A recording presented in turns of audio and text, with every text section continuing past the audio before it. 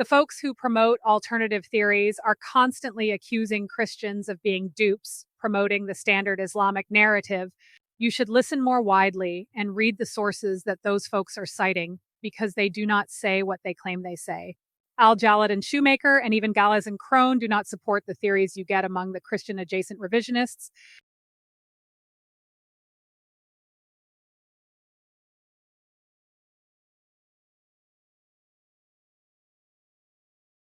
But there are some Muslims, actually quite a few, I think, who are really open to new views of Islam's origins. And particularly in Indonesia, I'm told, there are lots of Muslims who feel uncomfortable with the traditional way Islam is presented by the Wahhabis, which is this Wahhabi form of Islam, very conservative, which has been dominant in Saudi Arabia since the 18th century.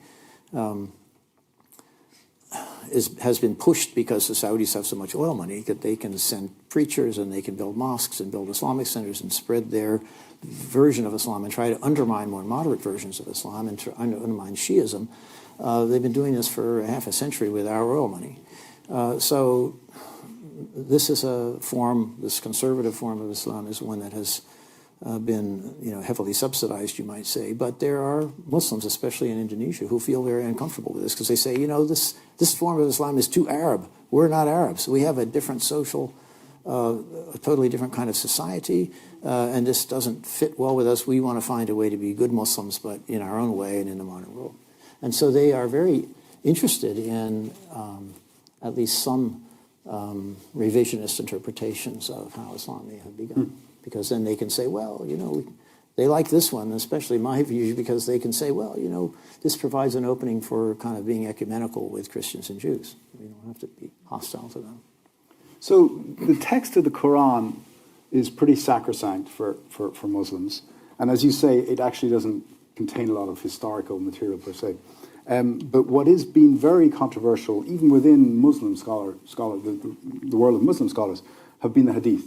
The sayings, the supposed sayings of the prophets, of the prophet. Good that you add supposed, yes. And there are all these categories of how reliable a saying, how many people have supposedly written it down and what's it. Would your work have any impact on that whole debate, which is still ongoing within the Muslim world?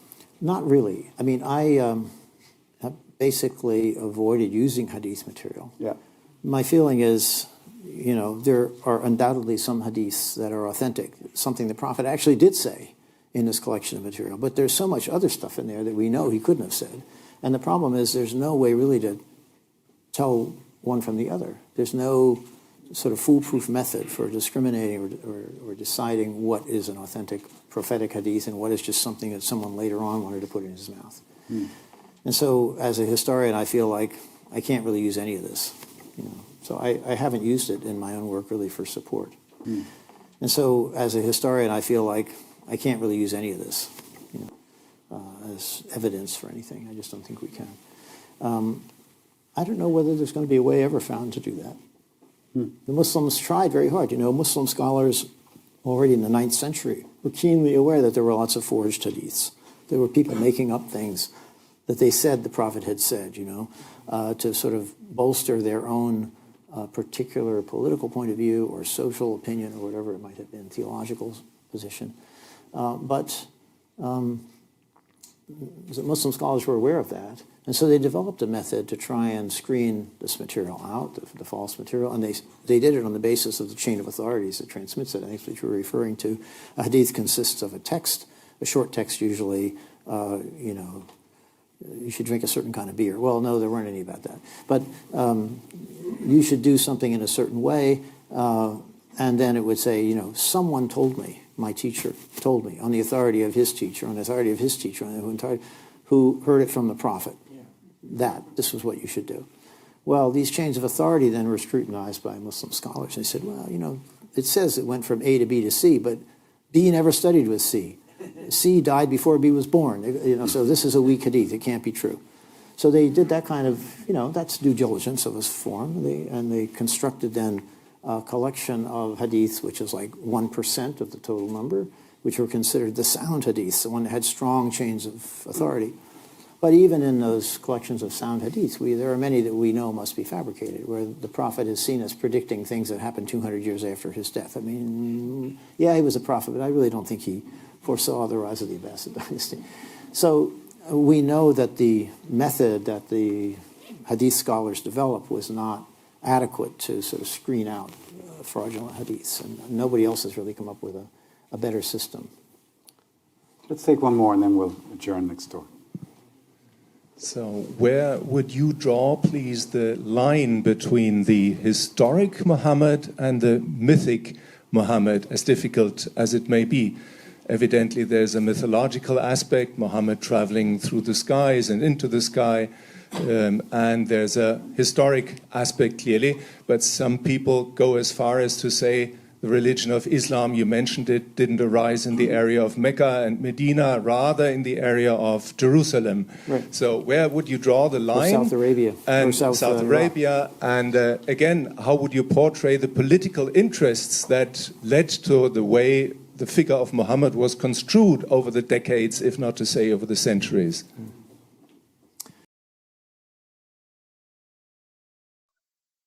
Well, so the story is actually quite fascinating. There are a lot of holes in it, but unlike past generations, modern scholars who want to talk about this history have at their disposal the field of epigraphy and archaeology. And these fields generate, they don't generate from nothing. They go out and find new evidence that can inform the writing of Arabic's history before Islam. Now, like I said, the earliest examples of languages that have the grammatical innovations, the linguistic features that characterize Arabic from centuries later appear in the northwestern Arabia, in the northwestern Hijaz, and in the southern Levant. But in this period, there wasn't a standard Arabic as such. Arabic was written in many different scripts and had a tremendous amount of dialectal variation. There wasn't a linguistic standard. Okay, so you had, for example, on the Syro-Jordanian border, southern, in a place called the Harra, where we find Safavidic inscriptions. This is sort of a field that I'm actually very interested in, the inscriptional and linguistic and cultural history of the nomads who lived east of the Hauran on the Syria-Jordanian border. They produced tens of thousands of texts in what appear to be a dialect continuum of Old Arabic.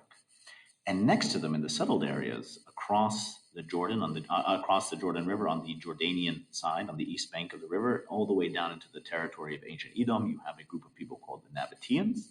They produce primarily Nabatean Aramaic texts. They used Aramaic as a written language, but their spoken language, it appears from all of the circumstantial evidence, and indeed some texts that they do write, was Arabic. It was a different dialect of Arabic than we see in the Harra. They're related. There are a lot of similarities. They're more closely related to each other than the other Semitic languages, but they are different dialects. Now, in this whole area, in northern Arabia and the southern Levant, we have a continuum of non-standardized Arabic dialects, Old Arabic dialects, and they are written in many scripts. When the Nabateans turn to write their spoken language, they use the Aramaic script. In the same area, you have another indigenous local Arabian script called Hismaic being used. Safavidic is an Arabian script, and you can find all over Arabia different indigenous alphabets that are used to write different dialects of Arabic. Now, all of that begins to change, and we don't know why and what circumstances cause this. But around after the 3rd or 4th century CE, we don't have any evidence for the continuation of the writing traditions used by the nomads of southern Syria and northern Jordan, or even in the nomads of North Arabia, in these indigenous scripts. We don't know. They may not have disappeared immediately. We just don't have any dated text to this period. After this period, one writing tradition dominates. One writing tradition associated with Arabic dominates, and it's the Nabatean let's say Nabatean writing tradition. We can't say Nabatean Aramaic necessarily, but it comes from the Nabatean Aramaic writing tradition. And this is the Nabatean script as well. Okay, so the Arabic script that we use today is the direct descendant of the Nabatean Aramaic script.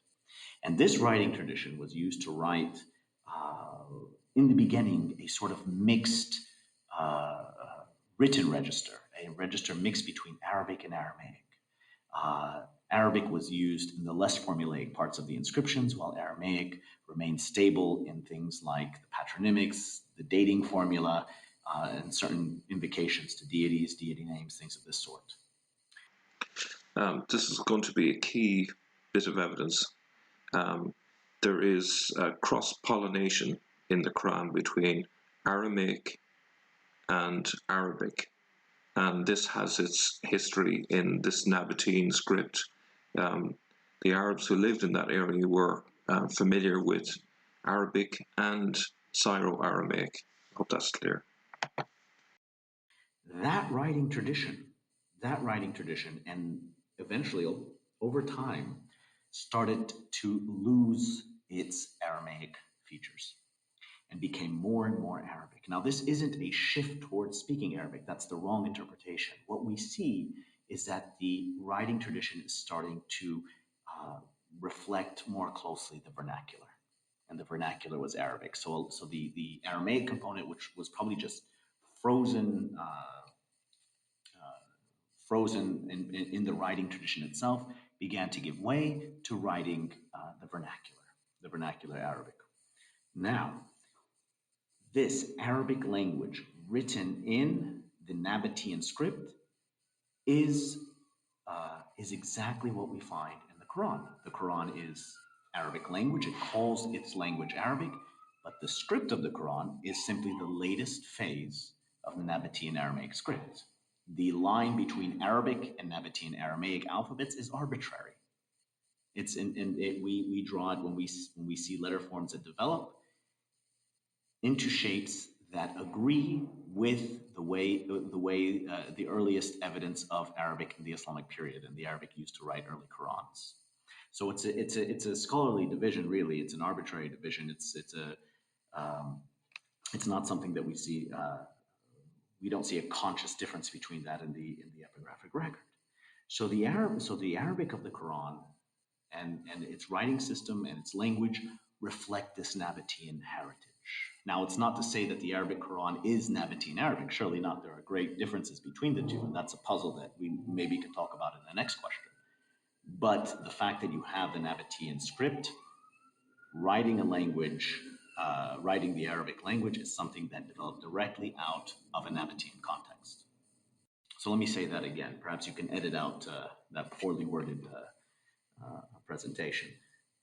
The Quran presents lots of images of the past, of the ancient pasts, and uses them to, let's say, teach lessons about the fate of those who disbelieve. And the past that the Quran usually references, its toponyms, its geography, things of that sort, all belong to the Nabatean realm. So the Quran's ancient past, if we look at the heritage or what the Quran sees as its cultural background, it is Nabatea. And what do I mean by this? Well, for example, Al-Hijr, Hijra, the southern Nabatean capital, Al-Raqim, argued very clearly to be just Petra, Raqmu, Ad, Thamud. These were all groups. Iram is in southern Jordan, which is today Wadi Ram. All of these groups, all of this entire lost world belong to the ancient Nabatean realm. So it all basically fits together with the language and the script.